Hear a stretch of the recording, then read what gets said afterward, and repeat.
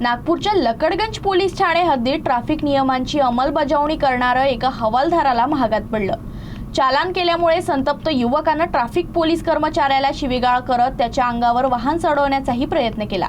या प्रकरणी पोलिसांनी तरुणींसह दोघांना ताब्यात घेतलं।